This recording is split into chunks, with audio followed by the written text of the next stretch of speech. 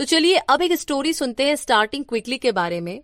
जब तक आपके माइंड में पिछले 7 स्टेप्स है तब तक आपको किसी भी प्लान की जरूरत नहीं है। तो आइए जानते हैं। जैन और ओमर दोनों फ्रीलांसर थे जो फ्रीलांस डिजाइनिंग करते थे।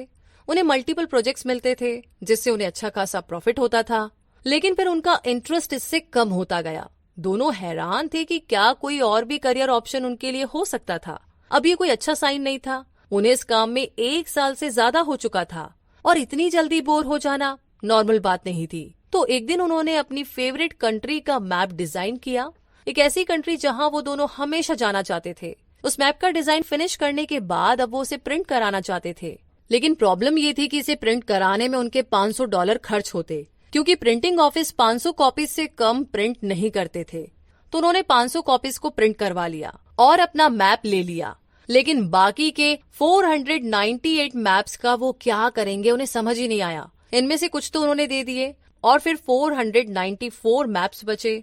अब इन बचे हुए मैप्स को उन्होंने अपनी बनाई हुई एक 1 पेज वेबसाइट में डाला और सोने चले गए। नेक्स्ट मॉर्निंग उन्हें अपना पहला कस्टमर मिला और उसके बाद कस्टमर्स आते चले गए। तो इस तरीके से उन्होंने बिना किसी प्लानिंग के एक बिजनेस को शुरू किया और उतनी जल्दी ही स्टार्ट किया कि जितना जल्दी होना चाहिए। इसी के साथ बिजनेस शुरू करने से मोस्ट इम्पोर्टेंट पार्ट है लॉन्चिंग। अपने बिजनेस को कैसे लॉन्च करें। एक बढ़िया लॉन्च किसी हॉलीवुड मूवी से कम नहीं है। इसके बारे में बहुत पहले से ही चर्चा होने लगती है। इसके मार्केट में आने से 1 या 2 साल पहले ही लोगों को पता चल जाता है। आप इंटरेस्टिंग ट्रेलर्स देखते जाते हैं और जब मूवी फाइनली आउट होती है तो लाइन में लग जाते हैं इसे देखने के लिए। तो कुछ ऐसा ही होना चाहिए आपका बिजनेस लॉन्च भी। लॉन्चिंग से पहले पब्लिक के साथ इफेक्टिवली कम्युनिकेट करें, उन्हें अपने प्रोडक्ट के बारे में हिंट दे। इससे आपका प्रोडक्ट उनके माइंड में रहेगा और लॉन्च होते ही हिट हो जाएगा।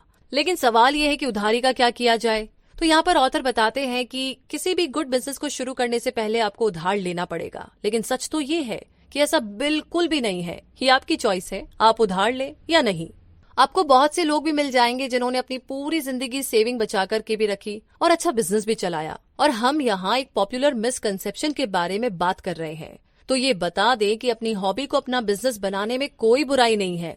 हालांकि ये याद रहे कि आपका मेन गोल पैसा कमाना होना चाहिए, ना कि मजे करना। और इसी के साथ पैसा कमाने के लिए आपको इन 3 प्रिंसिपल्स पर फोकस करना चाहिए। पहला है base your prices on benefits not cost. जी हाँ, जब आप प्रोडक्ट्स के लिए प्राइसेस को सेट करते हैं तो ये ध्यान रहे कि ये लोगों को मिलने वाले एक्चुअल बेनिफिट पर बेस्ड हो, ना कि इसकी कॉस्ट पर और ना ही उस प्रोडक्ट को बनने में लगने वाले टाइम पर। बस बेनिफिट्स का ध्यान आपको यहाँ पर रखना होगा। दूसरा है offer a limited range of prices.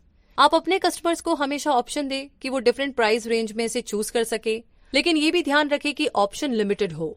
अब एप्पल को ही देख लीजिए, जब भी उनका कोई नया प्रोडक्ट निकलता है तो उसमें कुछ ऑप्शन होते हैं, जैसे एंट्री लेवल, इंटरमीडिएट लेवल और परफेक्ट लेवल।